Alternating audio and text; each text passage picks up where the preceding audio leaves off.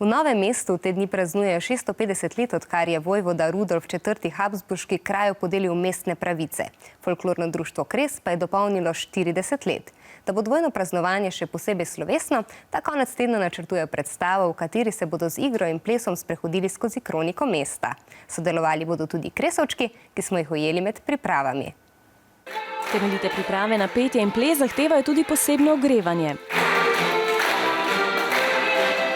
Kakor se za sprehod skozi zgodovino Novega mesta spodobi, bodo tudi kostumi, plesi, pesmi in glasba prikazovali duh posameznih zgodovinskih obdobij. Najbolj zanimiva mi je bil romarski vrtec.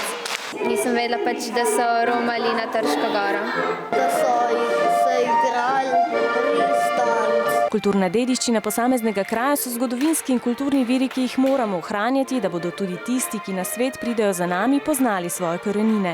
K temu spadajo tudi ljudski plesi in Kresovčki danes pilijo prizor iz Beneške noči ali Noči na Krki, ko so se po reki vozili čolni z lampioni, ljudje pa so se zabavili s petjem in plesom. Na ta nastop sem se pripravila že od prejšnjega leta.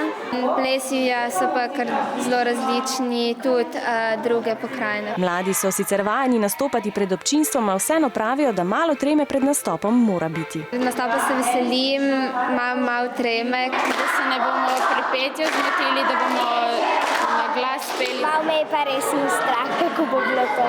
Soboto se jim bodo na predstavi pridružili tudi preostali člani društva Kres in predstava bo čudovit poklon bližnji in daljni preteklosti prednikov.